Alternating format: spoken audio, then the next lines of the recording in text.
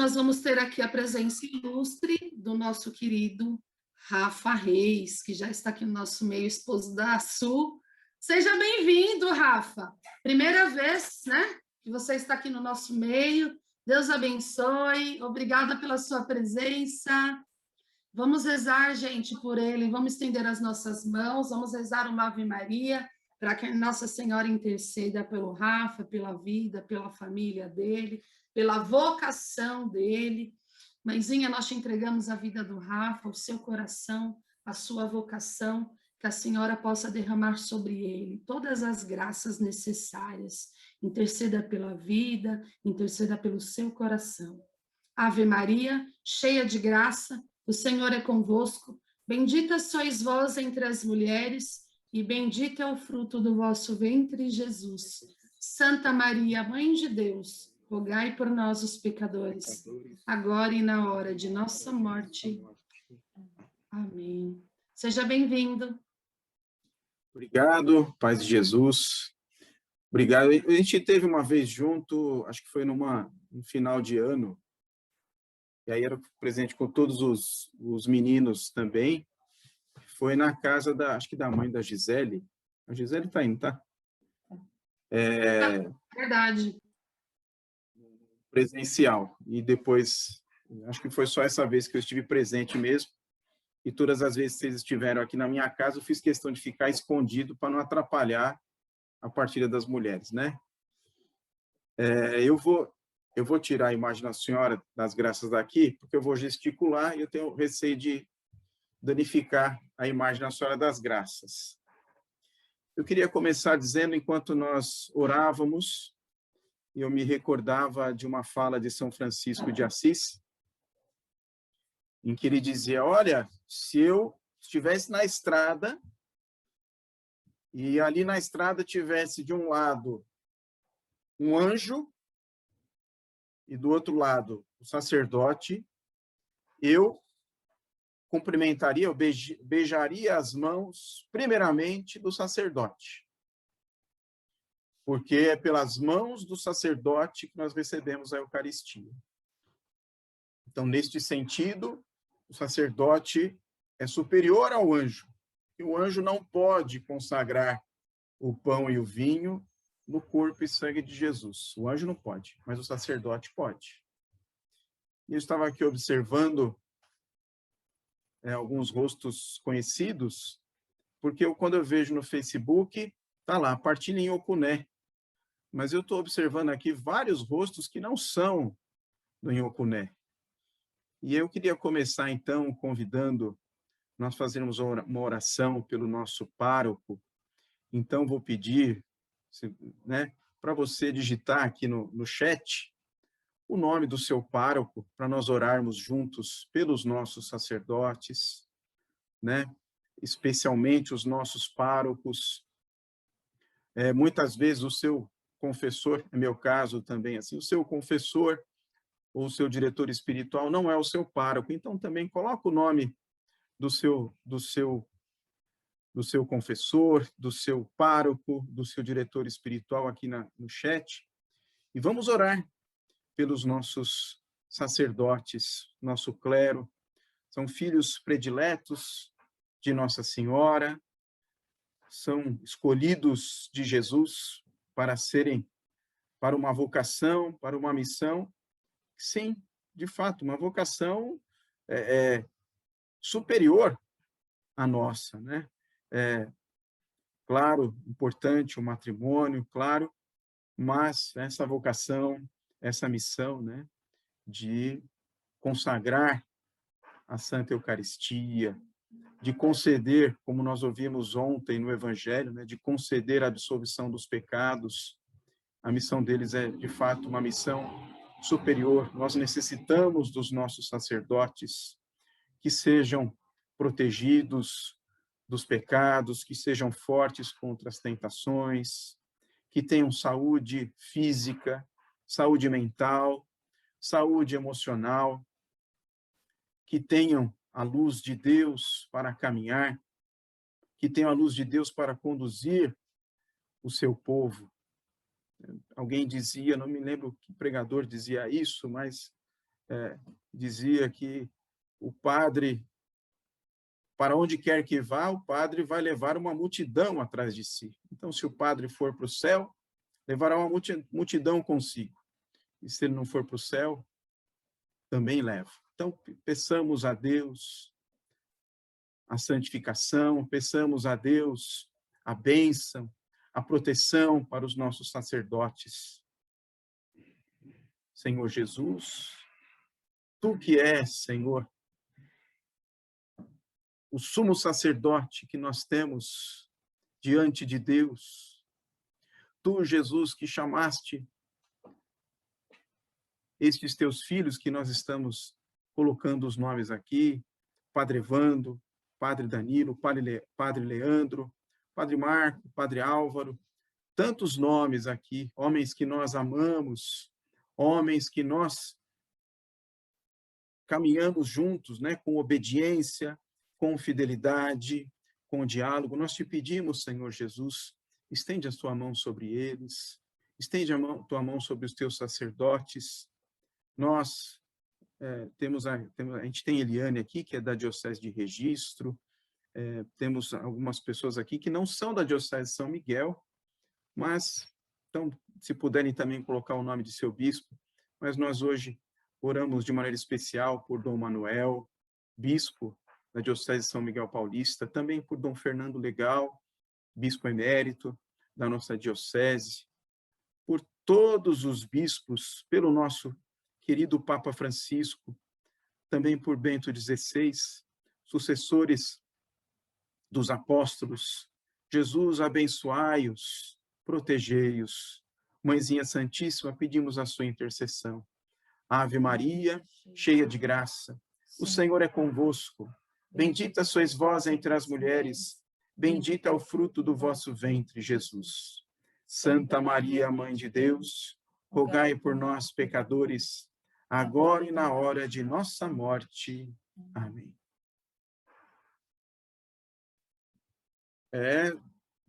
As coordenadoras aí, né? Su, Claudete, Amanda, acho que não dá mais para dizer que é partilha em Ocuné mesmo. A lista aqui é grande, né? É verdade, tem gente de Minas, tem várias pessoas de vários lugares. Eu acho que a metade ou um pouco menos da metade que é do Ocuné, né? Graças a Deus, que bom. Que bom. Fui convidado, quer dizer, como uma das coordenadoras é minha esposa, então não fui convidado, eu fui escalado, fui convocado para estar com vocês hoje, para nós partilharmos sobre a Eucaristia. Eu perguntei para a Sueli, então, acho que uns 30, 40 minutos de fala, tá bom? A Sueli falou, é 40 minutos no mínimo, normalmente, que a pessoa fala. Se estiver legal, é mais também. Então, eu não sei se vai ser legal, porque eu sei que vocês têm convidados pregadores aí, internacionais, né? Tem gente, semana passada foi o meu xará, né? Dos deonianos, que esteve com vocês. Eu não sei se vai ser tão legal, mas eu quero dizer que até onde eu posso, com o pouco que eu aprendi durante esses anos, vou fazer o melhor para vocês. E daí, se vocês me aprovarem, voltarei na segunda-feira que vem. Depois vocês fazem a enquete, partilham no WhatsApp. E por que isso? Nós vamos falar sobre Eucaristia e a programação hoje nós vamos falar sobre o sacramento, o que é o sacramento da Eucaristia e os mistérios que nós temos neste sacramento. Na semana que vem, nós vamos falar da missa, da liturgia da missa, começando desde ali do sinal da cruz e indo até a bênção final. Vamos falar dos objetos litúrgicos, de todos os significados litúrgicos. E, de fato, isso, eu sei que vocês estão acostumados às reuniões que ficam a noite inteira, mas foi melhor separar em 2 capítulos. Se vocês acharem que hoje não foi muito legal, daí eu não volto segunda-feira que vem. Não precisamos falar da liturgia da missa. Combinado? Então, vocês vão anotando, vão avaliando, né? Se o palestrante fala direitinho, se é agradável, se ensina direito, se tira todas as dúvidas. Eu tenho uma certa experiência com videoconferência. Eu sei que muitas vezes, né, ainda mais assim no horário, sendo à noite, às vezes é difícil abrir a câmera. Então, não vou pedir para vocês que estão com as câmeras fechadas que abram as suas câmeras. Mas eu quero pedir licença para, durante a palestra, fazer perguntas diretamente aqui, escolher nomes aleatoriamente e fazer perguntas. E agora vai todo mundo fechar a câmera. Para ver... Não, vou fazer especialmente para quem tiver com câmera fechada, né? Para quem eu estou vendo... Quando eu estou vendo o rosto, aí dá para ter uma noção se a pessoa está participando, se está prestando atenção, se está entendendo.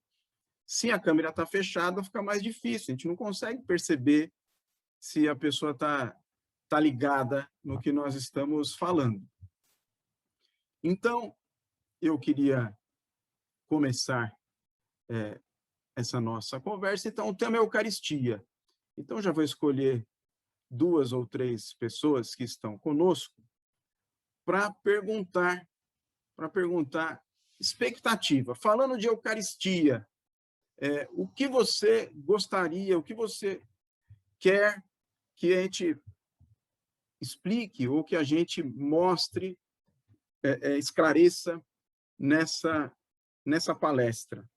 Então, deixa eu ver aqui alguém que eu não conheço.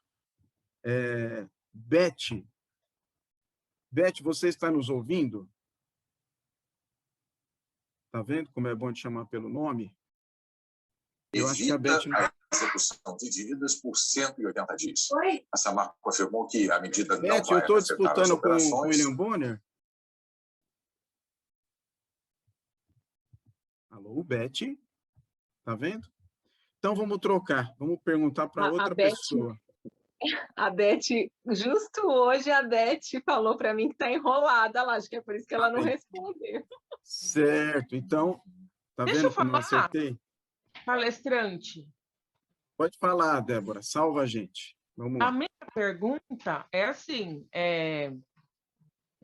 você falou da comunhão. E na hora que eu me ajoelho, já com a hóstia na boca, eu me ajoelho e agradeço. Agradeço pela minha família, por tudo que acontece na minha vida e até pela coisa que acontece na minha vida. Eu quero saber aonde eu estou errando. Porque eu vejo que tem pessoas ali que ficam horas ali ajoelhadas. Eu estou ouvindo a babá de Henri. Eu faço o meu agradecimento de todo o meu coração, mas eu não me prolongo muito. Eu quero saber onde eu estou errando ou se eu estou correta. Nessa hora, o que é que tem que se fazer? Obrigada. Bom, então, nós vamos falar disso ainda hoje, mas respondendo diretamente o que você está perguntando é assim, você está agradecendo e você está fazendo a sua oração de coração. Então, não tem nada de errado. Há outros que demoram mais, é isso. Tem gente que fala mais, tem gente que tem uma conversa mais curta e tem gente que tem uma conversa mais longa. É só isso, a diferença, né? E você vai notar que no decorrer das missas, quanto mais você for às missas e quanto mais você... Haverá dias em que você vai ficar lá um tempão rezando, né, após a comunhão. Vai haver dias em que a conversa vai ser mais suave, mais curta, mas tempo para Jesus tem o mesmo valor. Não quer dizer que esteja errado, né?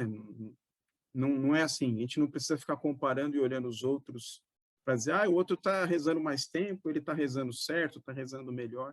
Não precisa disso, né? Isso não vai te ajudar no seu relacionamento com Jesus, a sua comunhão com Jesus, que é o que importa. Amém? Amém. Alguém mais? Valeu, Debbie. Alguém mais? Posso escolher outra pessoa? Ou alguém também gostaria? Rafa, a Patrícia fez uma pergunta aí no chat. que é a Eucaristia. Nós vamos explicar durante esse ensino. Fique tranquila, Pati. Manda um beijo para a Vera. Quem mais? Tem mais gente aí? Vamos voltar. Oi. Eline, pode falar, Eline. Deixa eu te perguntar. O meu filho, ele fez a primeira comunhão, deve ter uns 5 anos. E hoje em dia é complicado, né? É muita reveria quando vai à missa.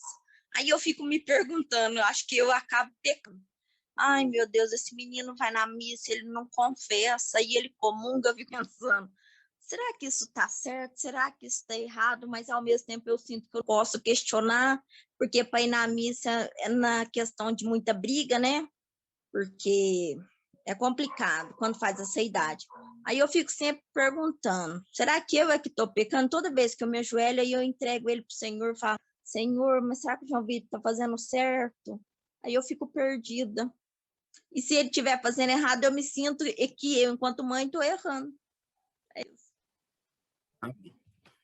Essa é uma pergunta bem importante, que não está bem dentro do ensino que eu vou dar, mas está dentro do propósito aqui da partilha das mulheres, né? Porque, afinal de contas, é disso que nós tratamos nesse grupo, que é sobre a sua vida pessoal, a vida no matrimônio, a vida com os filhos, com as famílias, né?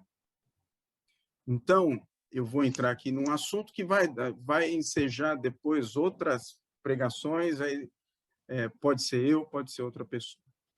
Eline, primeiro ponto, você está de parabéns, porque as mães e os pais devem se preocupar com a vida dos filhos, né? A gente planeja faculdade, a gente ensina a amarrar o cadarço do tênis, ensina a escovar os dentes, a gente se preocupa com tanta coisa, e hoje em dia, infelizmente, são raros os pais e mães que se preocupam com a vida espiritual dos filhos. Então, você deve, sim, se preocupar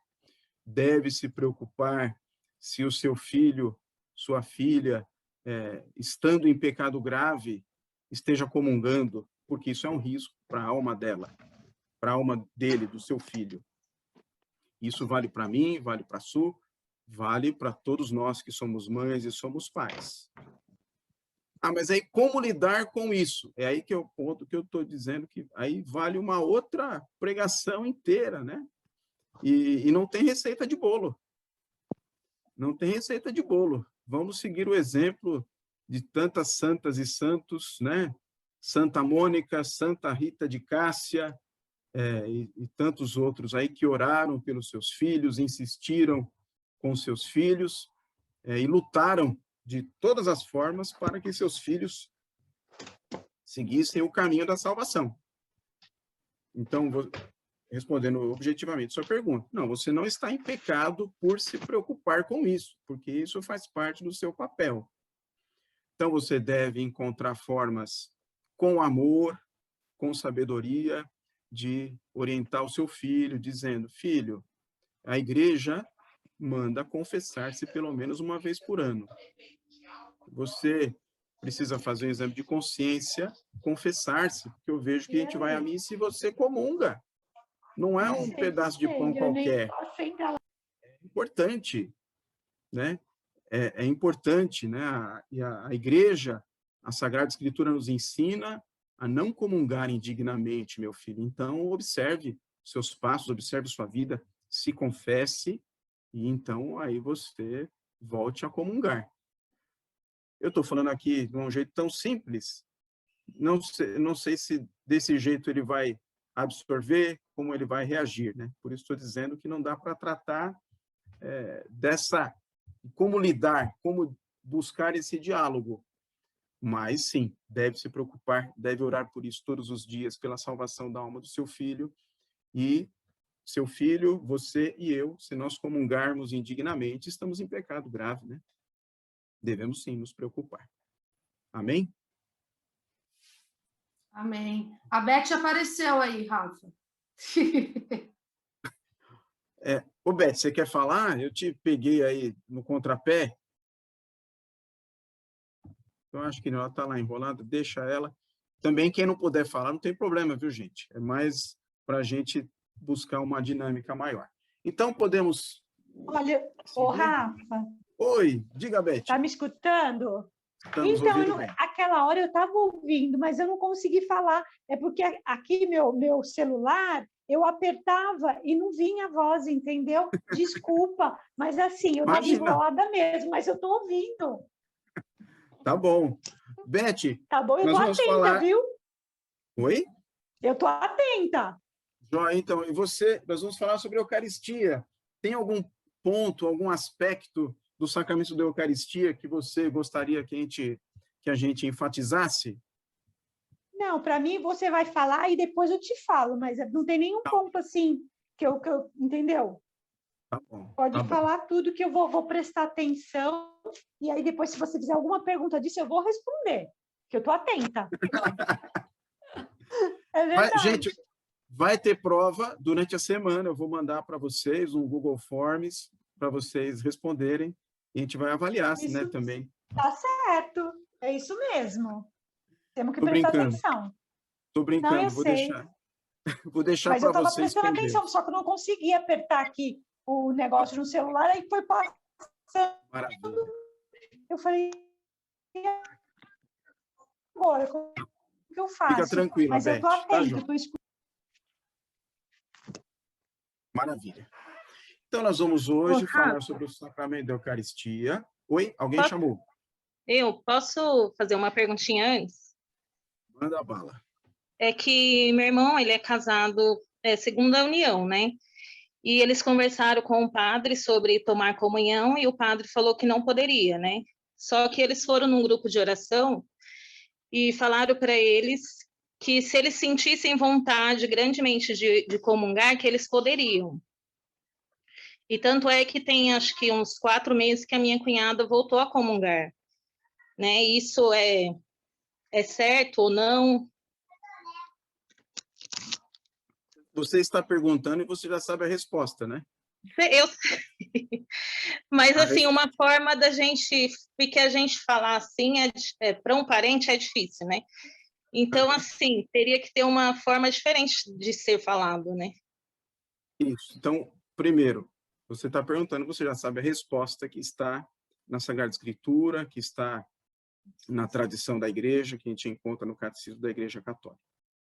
Mas veja só, nós temos que ter porque, em primeiro lugar, é a misericórdia. Não estou dizendo que misericórdia deve ser conivência com o erro, mas misericórdia nossa ao nos dirigirmos à pessoa que nós amamos e estamos identificando algum erro. Porque é assim que Jesus me trata. A pregação, a homilia do Papa Francisco ontem foi essa, né? O que nós recebemos de Jesus foi misericórdia. Né? Ontem, domingo da misericórdia, nós recebemos misericórdia e misericórdia em abundância. Olha como Jesus me trata no meu pecado, como Jesus te trata no seu pecado. Eu tenho pecado, tenho os meus pecados, tenho uma dificuldade tremenda para me livrar do meu pecado, para vencer. A diferença é que o meu pecado não é aparente, como esse caso que você citou. Então, a forma de conversar, de dialogar, como estava falando com a Eline sobre o filho, e agora você, seu irmão e sua cunhada, não é isso que você falou? Né? É muito difícil nós conseguirmos dialogar, porque nós temos uma história, né? Tem uma série de assuntos, né? Quando a gente vai, não é só aquele assunto, né? Vidas inteiras, né? Relações inteiras que estão ali. Então, a gente precisa de sabedoria, misericórdia, primeiro, sabedoria, né? Pedir à luz de Deus como lidar. E, da mesma maneira como dizia São João Maria Vianney, né? Um rosário que eu rezo vale mais do que 1000 homilias que eu faço.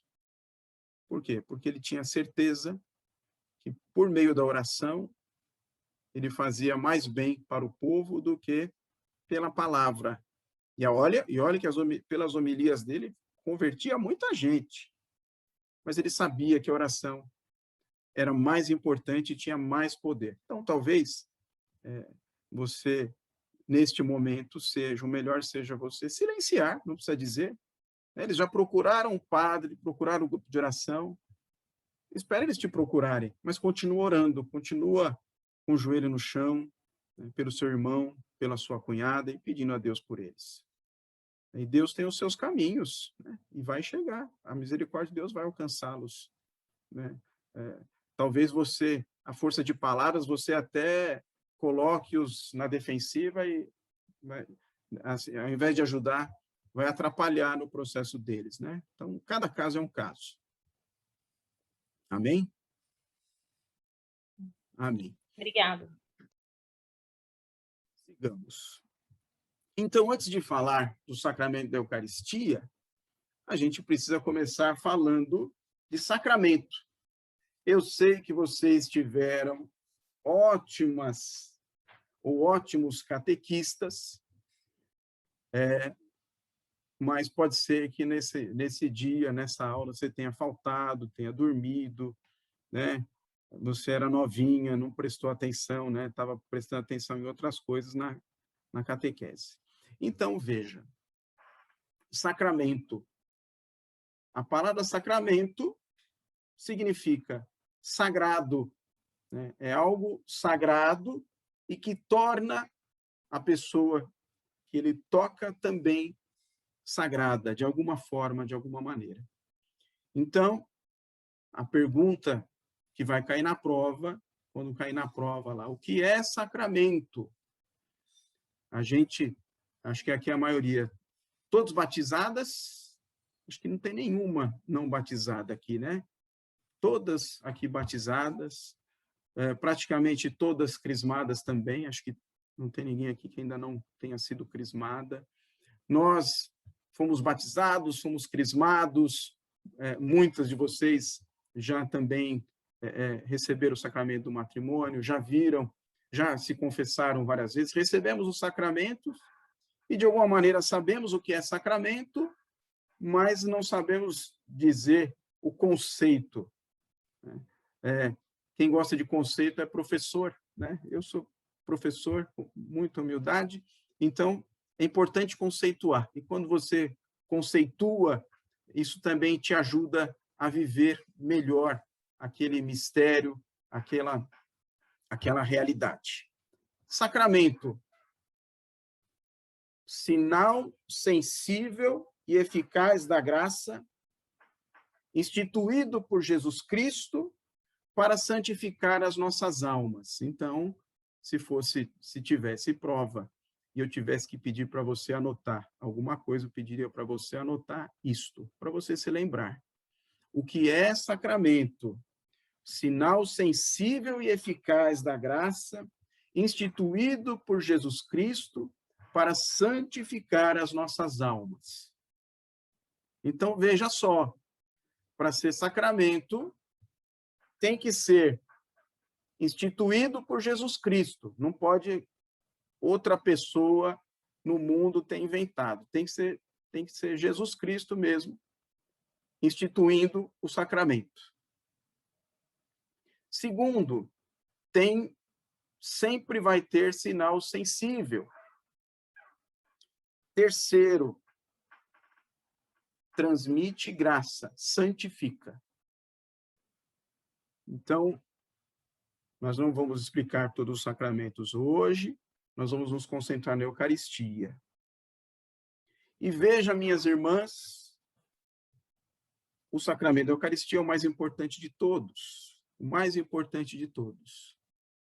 Nós temos, na nossa teologia, primeiro o ensinamento em que crer. Em que devemos crer?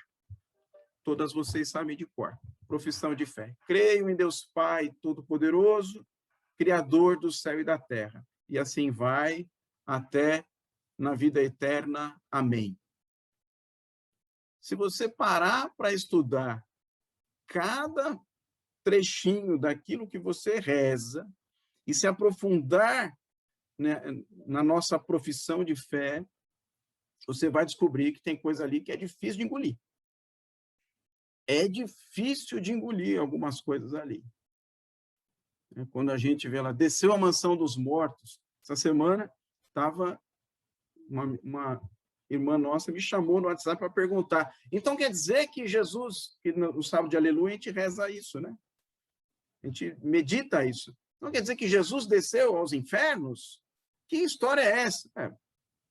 Todo domingo você reza, né? Desceu à mansão dos mortos. É uma fé que você professa.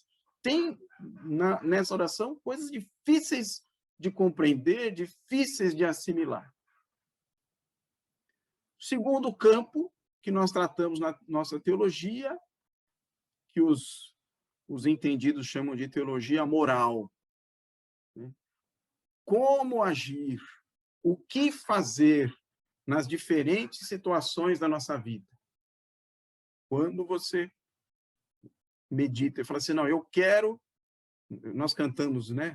Hoje não cantamos, mas tem um cântico que diz, eu quero amar, eu quero ser aquilo que Deus quer. Não é assim que a gente reza?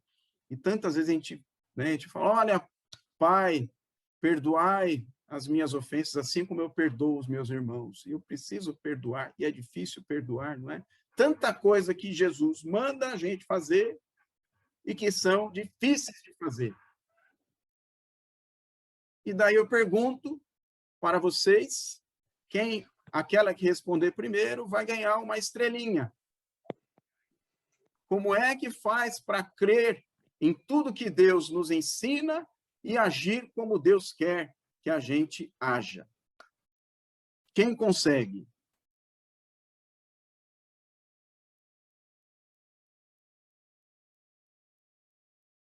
Nem valendo estrelinha, né? Minhas irmãs, para crer em tudo que Deus nos ensina e fazer tudo que Deus manda, nenhum ser humano é capaz. Olha aí, a Bruna Alencar não conseguiu abrir o microfone e respondeu. Bruna, você ganhou uma estrelinha. Então, está valendo uma estrelinha, sim. Nós só somos capazes de fazer o que Deus quer e crer em todos os mistérios que Deus nos ensina por meio dos sacramentos. É por meio dos sacramentos que Deus nos dá a sua graça para que a gente viva vida plena, viva vida verdadeira. Porque é isso, não é? Jesus, meditamos isso no final de semana retrasado. Jesus, Verbo de Deus, Filho de Deus, se fez homem, morreu por nós. Morreu e continuou morto? Não. Ressuscitou. E ao fazer isso, ao oferecer-se para Deus na cruz e ressuscitar,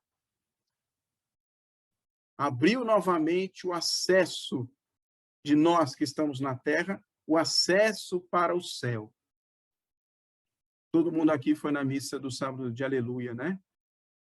Tem um cântico que nós cantamos, o mundo inteiro, todas as igrejas cantaram esse cântico, que nós dizemos, ó noite de alegria verdadeira, une de novo o céu e a terra inteira. Vocês cantaram esse cântico? Por quê? Porque na noite do sábado de aleluia,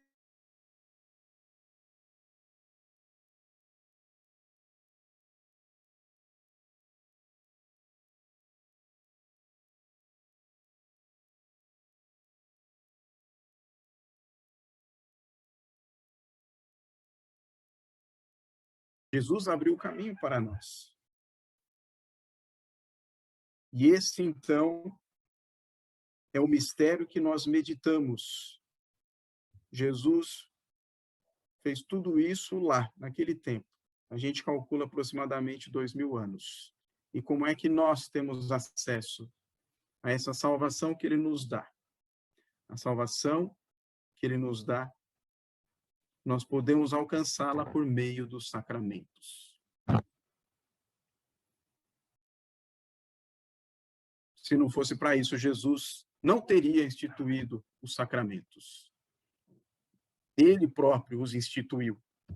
Por quê? Porque nós precisamos dos sacramentos para alcançar essa graça que ele nos oferece, que ele nos deu. Amém? Isso é sacramento. Tudo bem até aqui, minhas irmãs? Às vezes alguém pode achar complicado, mas vocês já perceberam, né? Isso para mim é lindíssimo, porque é quando a gente percebe as formas de Deus nos alcançar, né? E tantos instrumentos que Deus nos deu para chegarmos até Ele. Sacramento. Então, para ser sacramento, precisa ser instituído por Jesus, precisa ter sinais sensíveis, já vou explicar o que é, e santificar nossas almas. Precisa transmitir graça. Então, nós vamos tratar disso agora. Novamente, vamos precisar da ajuda de algumas de vocês. Eu ia trazer um PowerPoint, eu ia projetar na tela as leituras, mas a Sueli falou que vocês estão acostumadas, vocês manuseiam bem a Bíblia, vocês não são como a maioria das católicas que eu conheço. Todas vocês trazem a Bíblia quando vêm para a oração.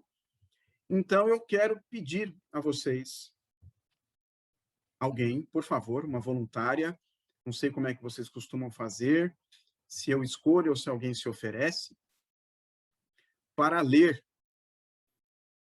o texto do Evangelho de São Lucas, capítulo 22, versículo 14 ao 20.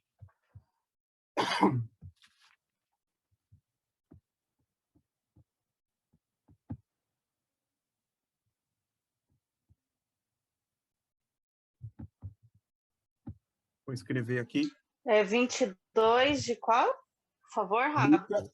Lucas, capítulo 22, versículo 14 ao 20. Eu posso ler, se quiser. Vamos lá, Fabi, por favor.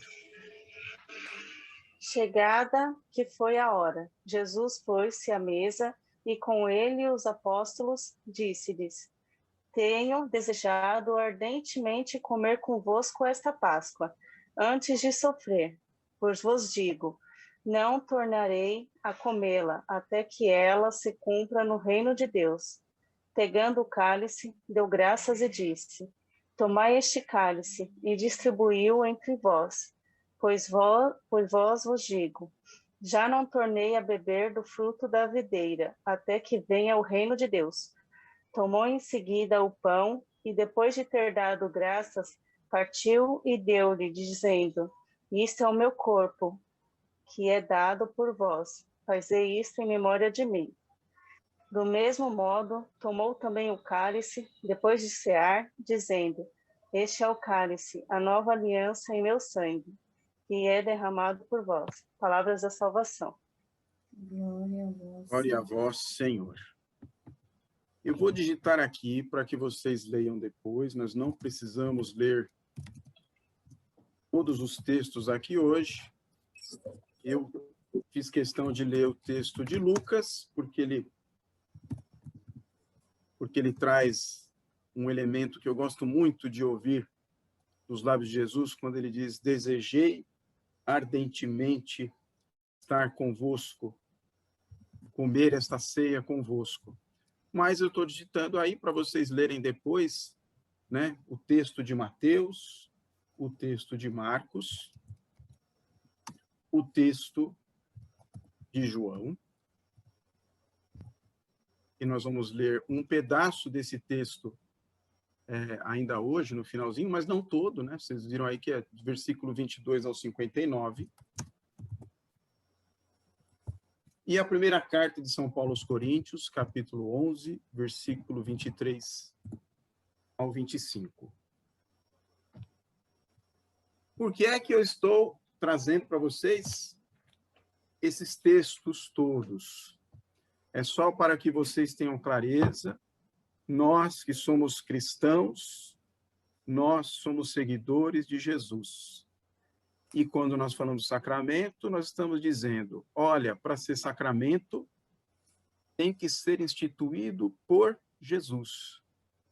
Então, é importante que vocês percebam o que nós chamamos de instituição da Eucaristia é narrado por todos os evangelistas.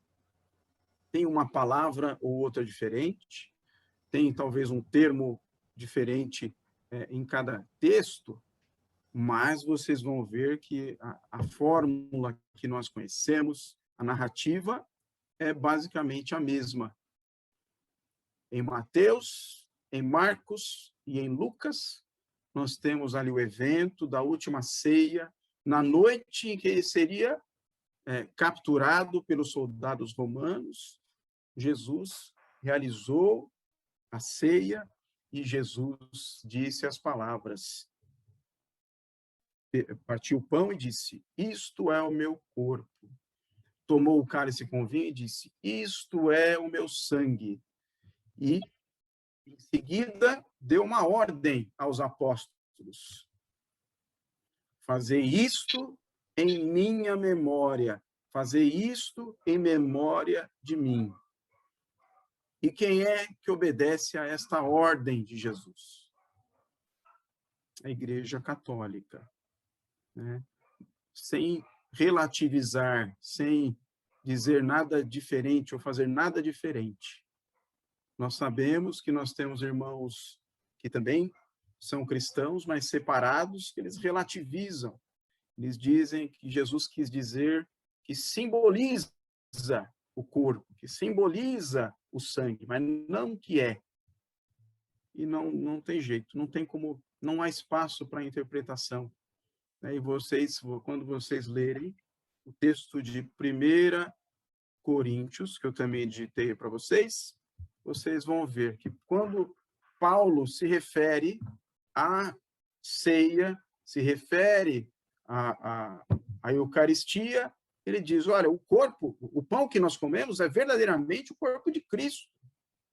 O vinho que nós bebemos é verdadeiramente o sangue de Cristo. Então, esse trechinho que eu passei para vocês da primeira carta aos Coríntios, 11, 23 ao 25, vocês também vão perceber que entre os primeiros cristãos, né, nas igrejas espalhadas já pelo Oriente Médio, pela Palestina, pela Europa, eles também faziam como nós fazemos hoje, usando as mesmas palavras. Isto é meu corpo, isto é meu sangue.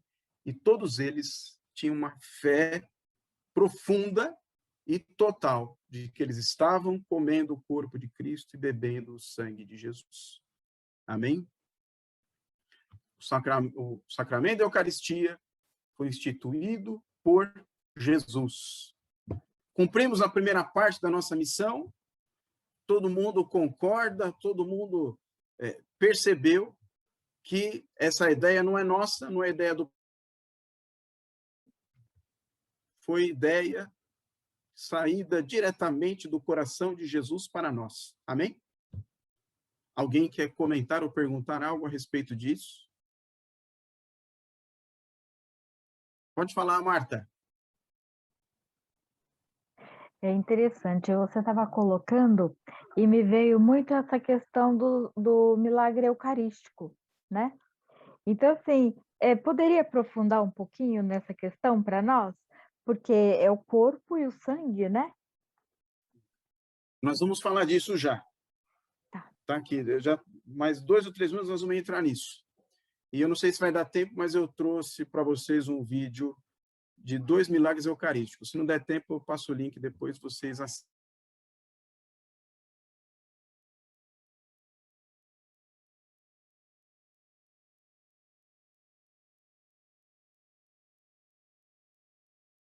Sensível, minhas irmãs. Sensível que você pode sentir. Deus nos conhece. Deus nos conhece e sabe que nós, da mesma maneira como conhecia Tomé, nós não somos diferentes de Tomé. Aquilo que Tomé pediu é tão humano e tão nós. Lendo aquele texto, ouvindo aquele texto que nós ouvimos no Evangelho de ontem, eu me vejo, é isso. Ah, Jesus, eu sei que o Senhor me ama, Mas, eu queria tanto esse emprego, eu queria tanto que curasse minha dor nas costas. Nós somos assim, né? E muitas vezes ultrapassamos esse limite, né? Achando que a gente que manda em Deus. Mas Deus sabe que nós precisamos ver, ouvir, sentir o cheiro, sentir o sabor, tocar. Os 5 sentidos: audição, visão, olfato, paladar e tato. Sinal sensível é tudo que pode ser tangibilizado por um dos 5 sentidos. E essa eu vou perguntar, essa é fácil, valendo uma estrelinha também. Quais são os sinais sensíveis da Eucaristia? É o mais fácil de todos, né? Alguém quer chutar? Para ver se eu consegui explicar bem o que é sinal sensível. Quais são os sinais sensíveis no sacramento da Eucaristia?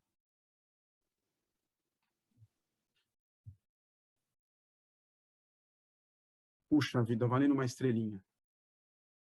Tem alguma coisa que a gente sente que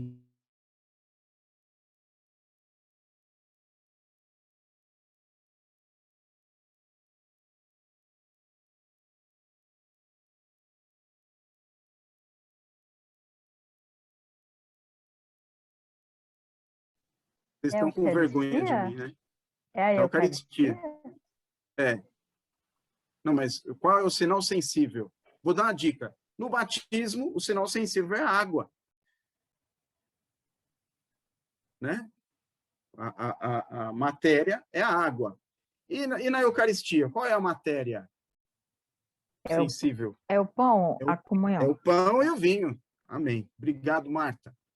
Todo mundo já sabia, ninguém quis falar, mas ok, tá valendo, meninas. Vou dar estrelinha só para Marta depois. O pão e o vinho são os sinais sensíveis na Eucaristia. Quando a gente fala de sinal sensível em sacramento, nós temos 2 aspectos: a matéria e a forma. Porque não vale, né? Se a gente falar que é pão e vinho, então todo pão e todo vinho é Eucaristia. Não é bem assim. Também você tem a forma. A forma é o que vai dar significado àquela matéria. Então, o sacerdote tem nas suas mãos o pão, tem nas suas mãos o vinho, e ele deve dizer aquelas palavras: este é o meu corpo. Ao momento que o sacerdote pronuncia essas palavras, com a intenção de consagrar o pão no corpo de Cristo, acontece ali a consagração. É o corpo de Jesus. Da mesma maneira, tem a matéria, que é o vinho, e a forma. Qual é a forma? As palavras: este é o meu sangue. É neste momento em que o sacerdote consagra o vinho no sangue.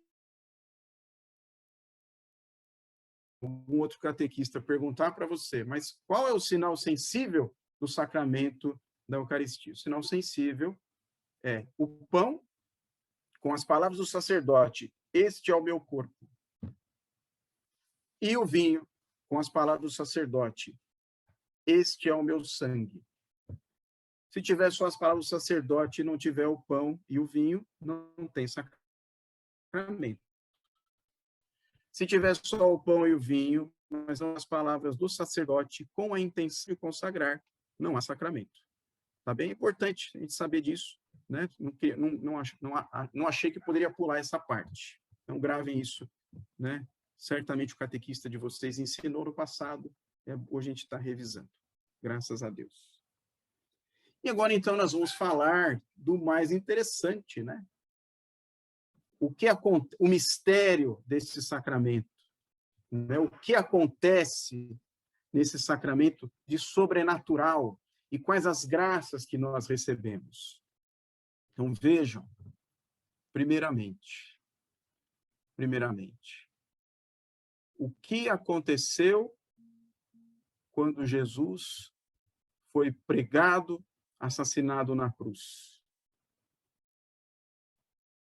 Jesus foi sacrificado de uma vez por todas, o Cordeiro de Deus sacrificado ao Pai para a salvação de nossas almas. Amém? Crês nisto? Todos nós cremos nisto. Todos nós cremos nisto. No momento em que o sacerdote faz a consagração, como eu expliquei agora há pouco,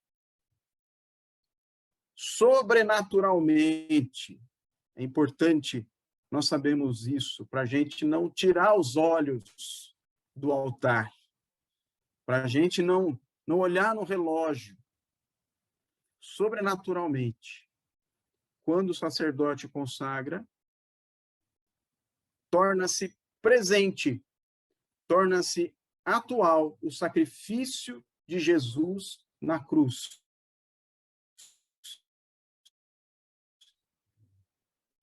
Na consagração, você está diante de Jesus crucificado. E eu não estou falando como figura de linguagem, estou falando de uma realidade espiritual. Está oferecendo o sacrifício novamente? Não é novamente. Entenda bem o que estou te dizendo. É o mesmo sacrifício. Quando Jesus, olha, até para você entender mais, hein? A Santa Ceia foi antes ou depois da crucificação? Antes. Foi na véspera, certo? Quando Jesus celebrou a Santa Ceia, ele também tornou atual, de uma maneira sobrenatural. Entenda bem, sobrenatural, o sacrifício dele na cruz. Se vocês ouvirem as palavras de Jesus, que nós acabamos de ler, ele diz no presente, este é o meu corpo, que é dado por vós. É o meu corpo.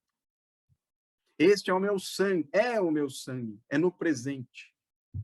E quando o sacerdote repete as palavras, ele repete no presente.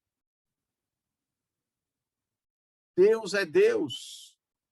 Jesus, Deus, segunda pessoa da Santíssima Trindade. Para Deus não existe nem passado, nem presente, nem futuro. Toda a temporalidade para Deus chama-se agora. Foi Deus quem criou o tempo. É o tempo que está submisso a Deus, não o contrário. O tempo é criação de Deus. Então, quando o sacerdote faz a consagração, e você está lá na missa diante dele, você está diante do sacrifício de Jesus na cruz. Por que eu estou dizendo isso e enfatizando isso? Porque isso é ainda mais magnífico e mais maravilhoso do que a transubstanciação, que é o que nós vamos explicar agora. A Marta fez a pergunta, mas veja, muitos católicos, quando a gente pergunta, mas qual é o milagre que acontece na consagração? Ah, é o milagre da transubstanciação, porque o pão não é mais pão, o vinho não é mais vinho, agora é o corpo e o sangue de Jesus. Amém. É um milagre maravilhoso. É um milagre maravilhoso. Mas vejam, ainda mais maravilhoso é você estar diante de Jesus no seu sacrifício na cruz. Não precisa de máquina do tempo para você ir lá ver. E se você, quanto mais em comunhão com Deus, com o Espírito Santo você estiver, você pode até se agarrar no braço de Nossa Senhora, ali no momento da consagração, e rezar junto. Amém? Percebe? Os grandes místicos da história da igreja, os santos místicos, quando eles viam, ficavam extasiados, é por quê? Porque eles estavam em comunhão com Deus de uma maneira que eu não estou, você não está. Mas é isso que nós queremos experimentar. É essa, devemos ter sede disso, de ver, de tocar. Amém? Então, o segundo sobrenatural, o segundo milagre, eu estou falando segundo, mas acontece ao mesmo tempo, tá bom, gente? Estou falando de uma maneira didática, mas acontece ao mesmo tempo. É a transubstanciação. Repetindo, não é que aquele pão simboliza o corpo de Jesus. Não é que aquele pão represente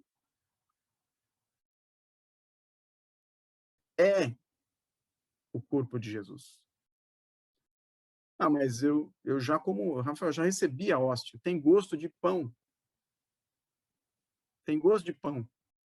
Mas nós estamos falando da matéria em si. Estamos falando da substância.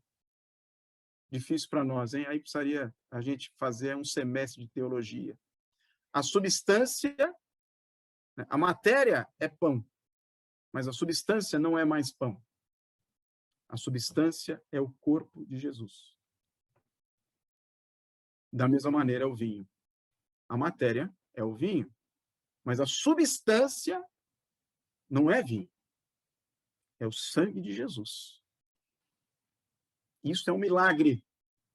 Isso é um milagre que acontece diante de nós e é oferecido a nós na celebração da Santa Missa.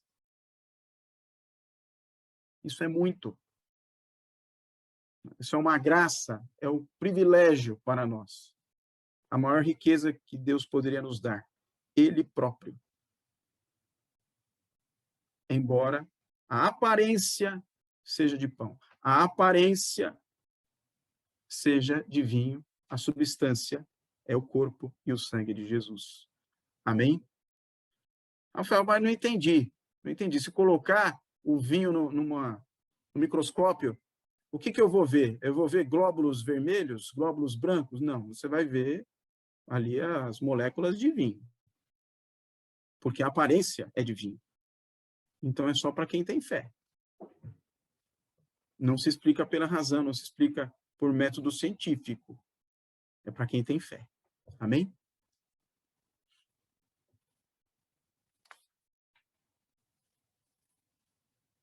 Importante dizer, um terceiro milagre que acontece, a gente às vezes não percebe muito. O terceiro milagre que acontece. Estou falando terceiro, mas é tudo ao mesmo tempo. Tá bem? Vejam, no momento em que Jesus é oferecido ao Pai, a igreja, que é o corpo de Cristo, é oferecida também. Cadê a Débora? A Débora está aí ainda? Eu não estou vendo, mas acho que ela está aí. Está aí, já vi a Nicole. A igreja é o corpo de Cristo, amém? Então, quando Jesus é oferecido, se Jesus está sendo oferecido e nós somos corpo de Cristo, a igreja está sendo oferecida também. Então, neste momento da consagração, e aí me perdoem, vamos dizer assim, liturgicamente, tecnicamente, não é o momento de adorar Jesus, tá bem? Eu sei que você adora Jesus na consagração. Mas neste momento, mais do que adorar Jesus presente no corpo, e o seu corpo e o seu sangue, né?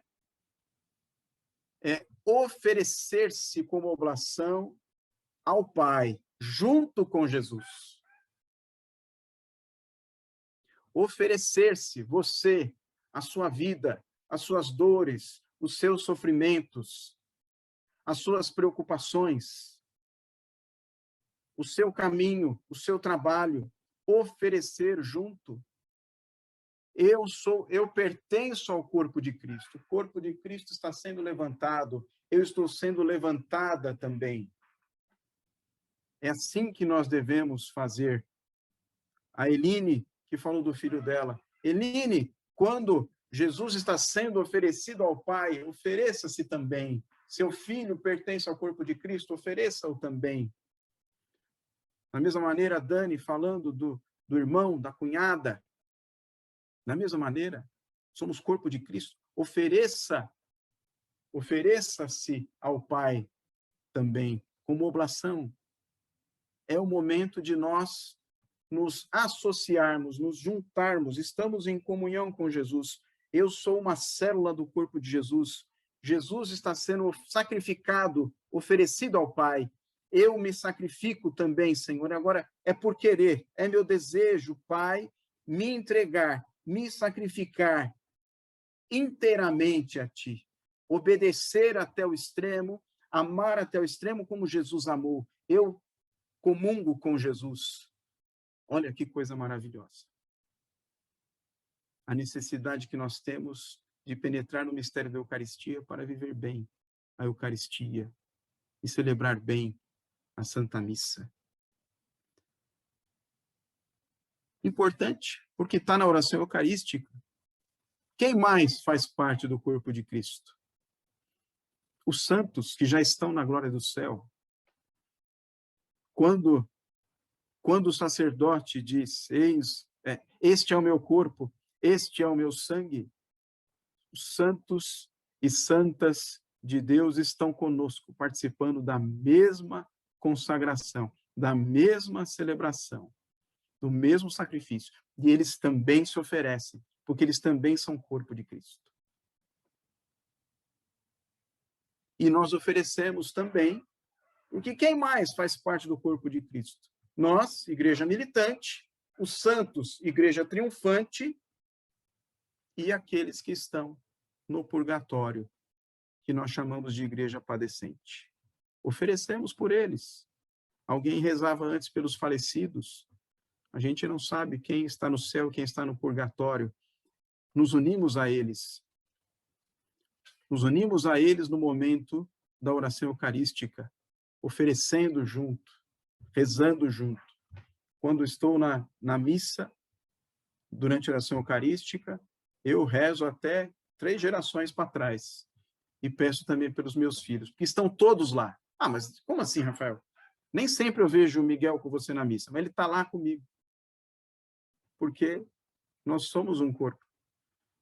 Meu pai e minha mãe, já falecidos, estão ali junto. Porque nós somos um corpo. Jesus está sentado à direita de Deus Pai. Jesus uniu o céu e a terra. Não existe mais separação.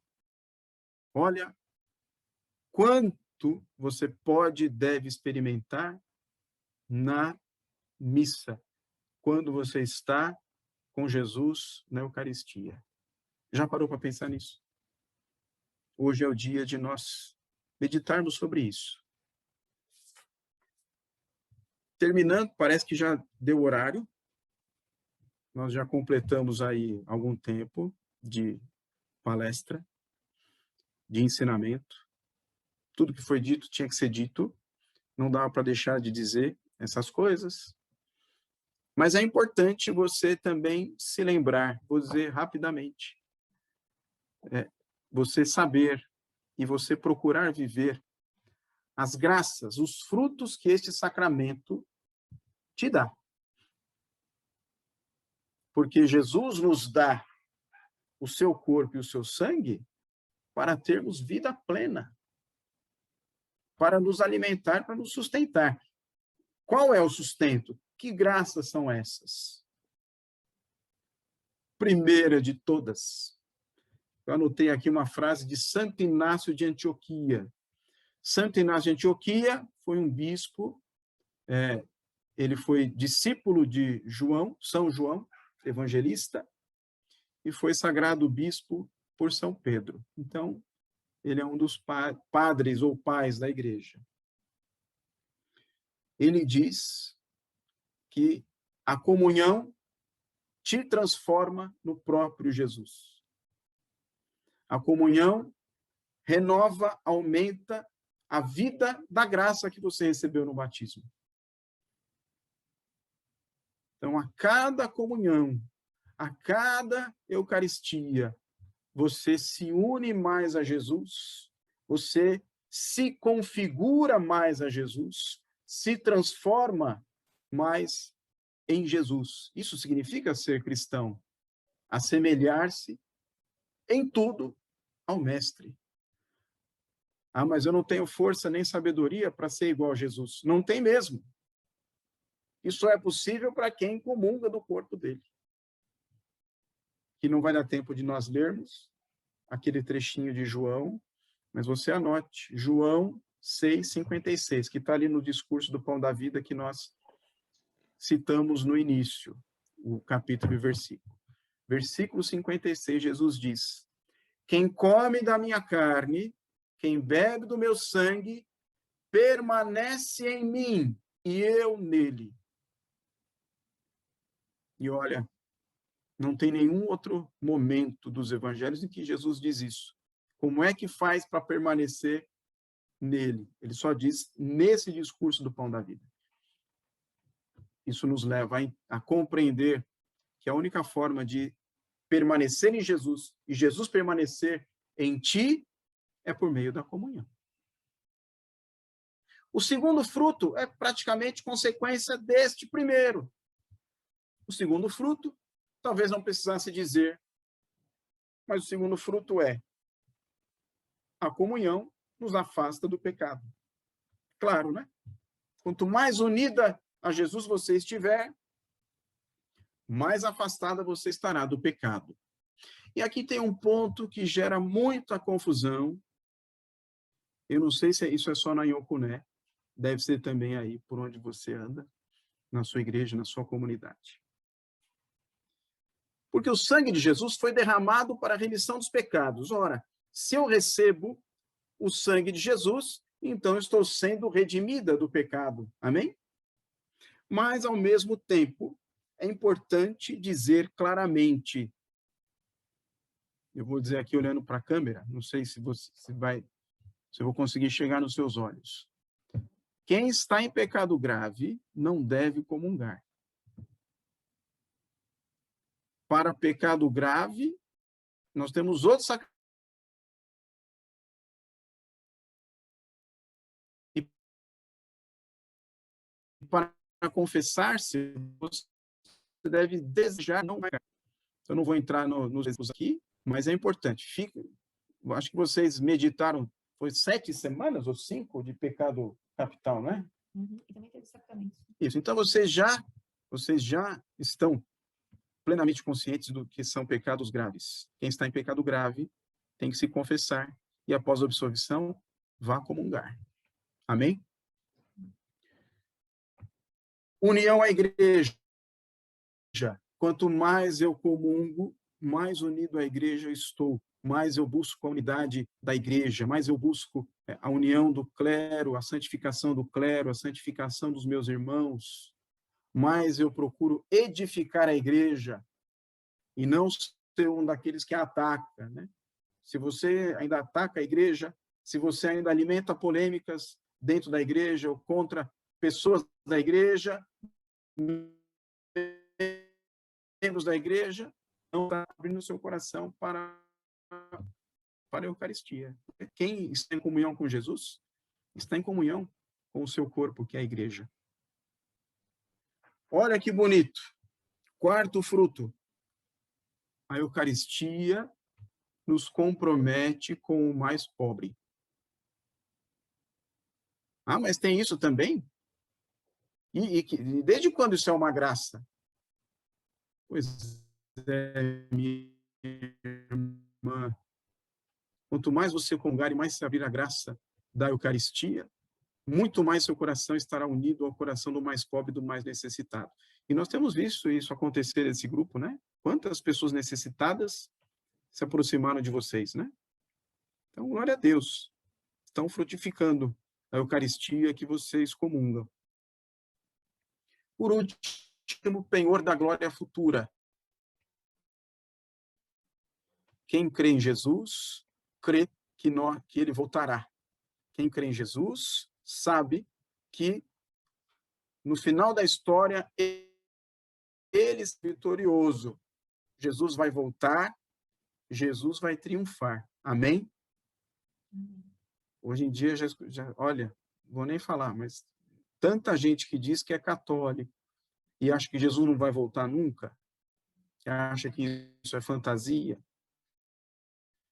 né? Tá errado. O que a igreja ensina, o que Jesus prometeu, é que ele voltará. E a promessa que ele diz, também nesse texto do Pão da Vida, né? João capítulo 6, ele diz: aquele que comer da minha carne, beber do meu sangue, eu ressuscitarei no último dia. E vocês acabaram de ler na instituição da Eucaristia, né? E tantas vezes nós rezamos depois da consagração, que a gente diz, né? Esperamos, nós rezamos, né?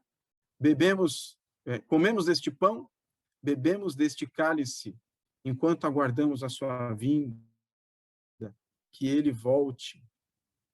A gente não fala isso de bobeira, a gente não fala isso só para ser uma oração bonita, é porque a gente acredita que Jesus vai voltar. E Jesus prometeu aquela que comunga irá ressuscitar no dia final. Amém? Amém. Por hoje, é isso que nós temos para dizer. Eu não sei se tem tempo para perguntas, as coordenadoras vão nos orientar quanto ao tempo.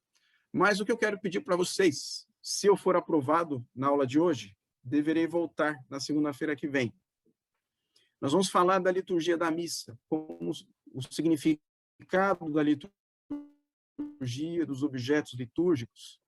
Né? Então, eu gostaria que vocês mandassem durante a semana, olha, eu queria saber por que que tem a cor roxa, olha, eu queria saber por que que tem hora que ajoelha, por que que essa hora fica sentado, tá? Enfim, pode surgir várias dúvidas.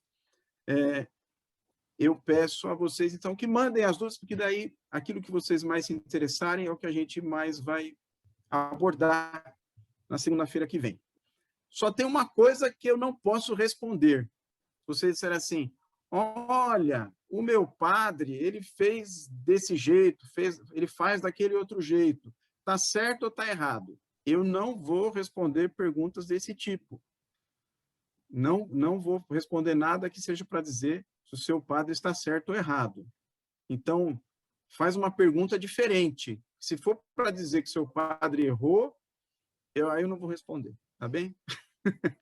Então, é isso. Passo a palavra aí para as coordenadoras e, se quiser, aí vocês veem o tempo que a gente tem para conversar.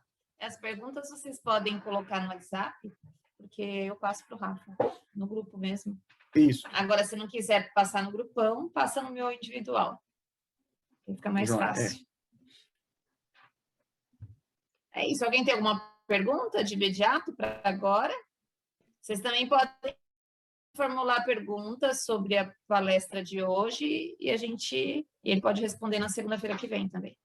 Eu queria fazer uma pergunta, acho que é rapidinha a minha pergunta. Oi, Sônia, tudo bem? Paz de Jesus. Tudo bom, a paz.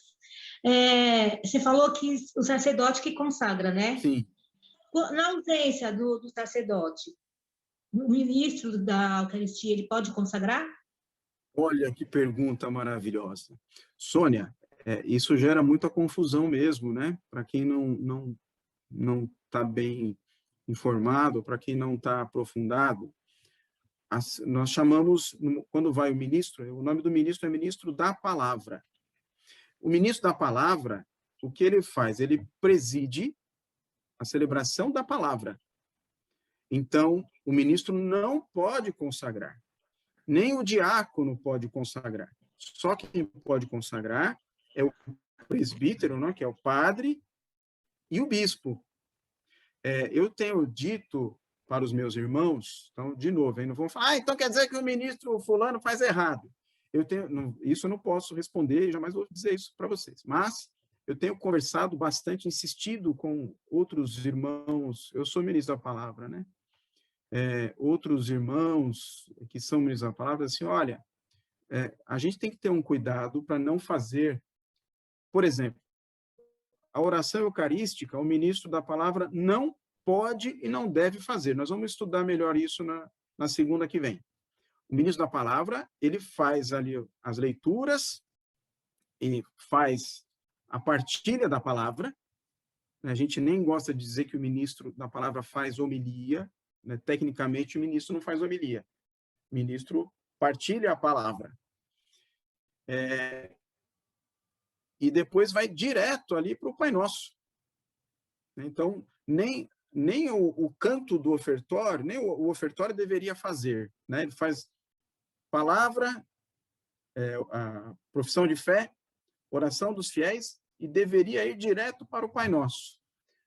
Ah, Rafael, mas já fiz celebrações da palavra que você presidiu e cantou o ofertório. Daí a gente faz o ofertório mas é muito mais no sentido de ofertar a vida, né? E de também fazer a oferta ali em dinheiro, que os fiéis fazem, né? E eu sempre peço, eu pergunto o que o Ministério de Música vai cantar, e se for algum canto de ofertório que faça referência ao pão e o vinho que estamos ofertando, eu peço para trocar. Porque não vai ter oferta de pão e vinho na celebração da palavra, entende? Então, o ministro da palavra, ele faz a celebração da palavra, e a hóstia que você comunga na celebração da palavra, ela foi consagrada pelo sacerdote na missa. O ministro da palavra não tem autoridade para consagrar. Isso é bem importante, tem gente que confunde, até porque a gente faz a liturgia, a celebração da palavra, muito parecida com a da missa. A gente deveria fazer um pouco diferente, para todo mundo captar. Olha, não é missa, não é consagração. Né?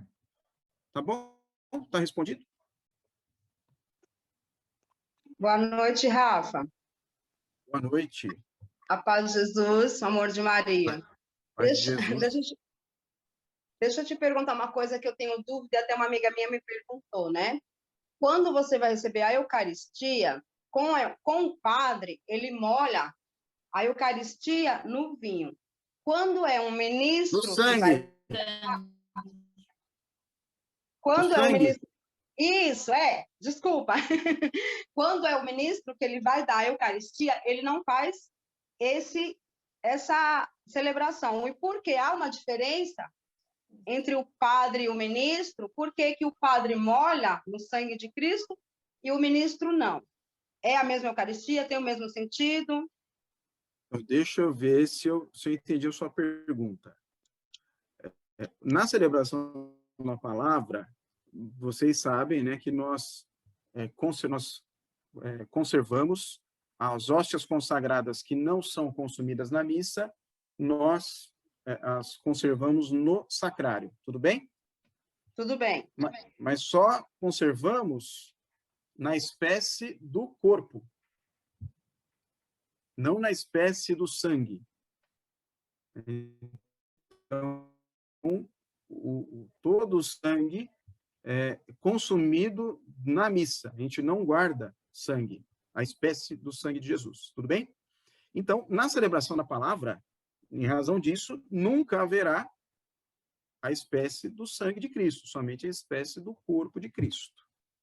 Eu não sei se é isso que você está perguntando. Aí, vamos lá.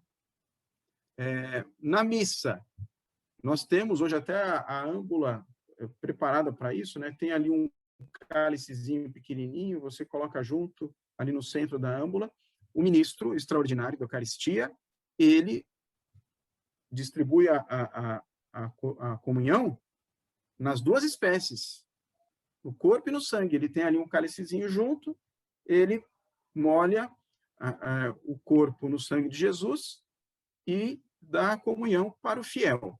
Ou seja, o que eu estou dizendo assim, então, o ministro da Eucaristia, o ministro da Palavra, ele pode dar a comunhão nas duas espécies, mas isso só vai acontecer dentro da missa, porque é quando tem a Eucaristia na espécie do sangue de Jesus.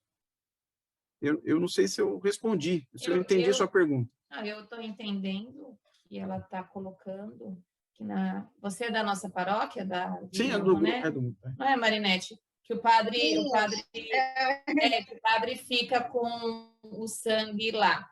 E os ministros não, mas não é isso. Porque às vezes os ministros ficam lá e o padre não, entendeu? É isso que ela está falando. Sim. Aí tem mais a ver com a disponibilidade de objetos litúrgicos, viu, Marinete? Assim, se você tem... Aliás, na Avenida Cuné, o Padre Marco faz assim, né? Ele pede para um acólito ou coroinha ficar com o cálice ali em frente ao altar, o padre fica de um lado, o ministro do outro, e os dois molham o corpo no sangue, na espécie do sangue.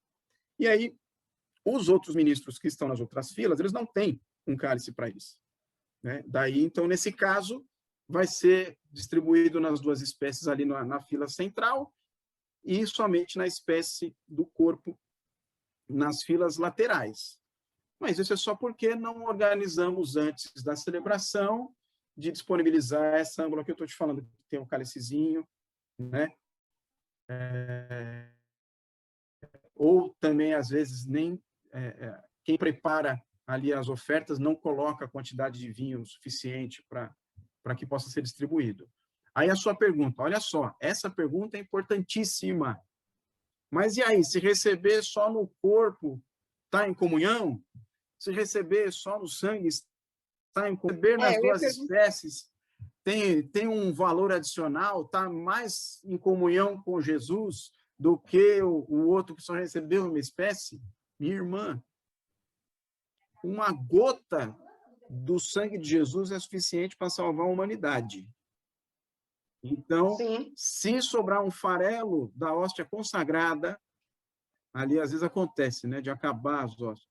Se sobrar um farelo e você conseguir receber um farelo da hóstia consagrada para comungar, você vai estar em comunhão com Jesus, tanto quanto sei lá, o ministro, o padre que pegou a hóstia grande e bebeu o cálice inteiro. Vocês dois estão em comunhão espiritual com Jesus da mesma forma.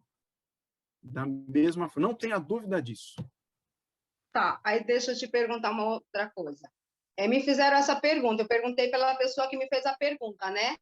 E como que eu posso esclarecer ela, entender com clareza? Como que eu posso me dirigir para ela explicando essa situação? Que ela me perguntou, por isso que eu te fiz a pergunta, já que hoje você está... A partilha é sobre a Eucaristia. Você pode dizer para ela, olha, se você receber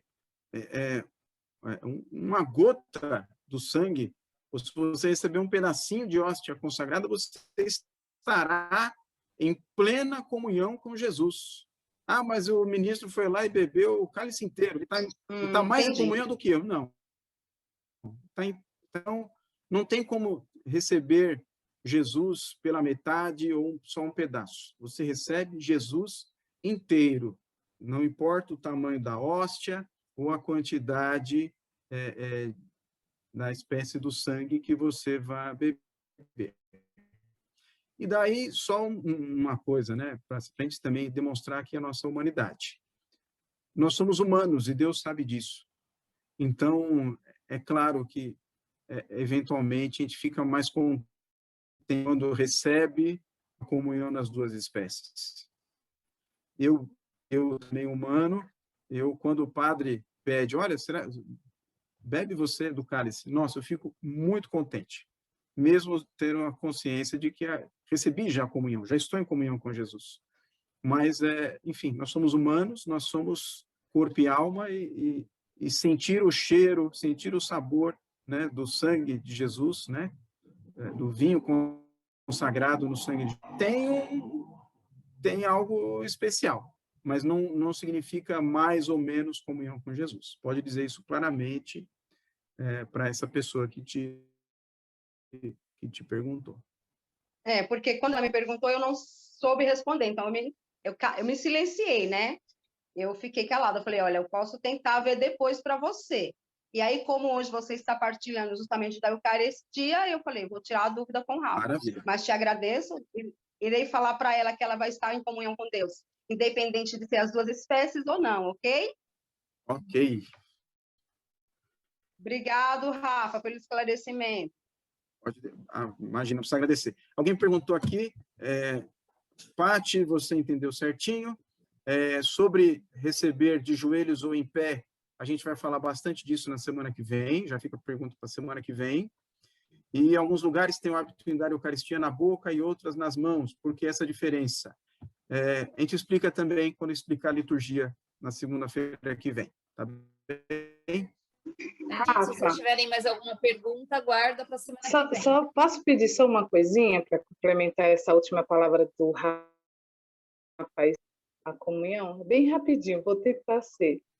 Eu só queria que você complementasse um pouquinho também, aproveitando não há diferença entre o corpo e o sangue, como também não há diferença da grandeza de Jesus, da gente receber do padre, do bispo, do papa ou do próprio ministro, né? Porque Jesus Ele não é menor nem maior se estiver na mão do Papa ou na sua mão, né?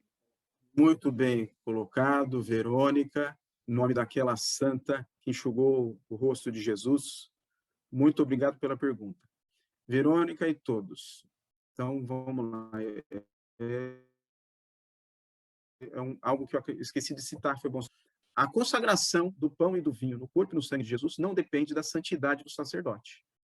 O sacerdote, é claro que a gente prefere que os sacerdotes sejam santos e perfeitos, né? Mas a gente sabe que eles também são feitos de carne e osso, e tem sacerdote mais santo, menos santo, não é a gente que julga, mas diante de Deus tem sacerdote que é mais santo, menos santo, mais pecador, menos pecador.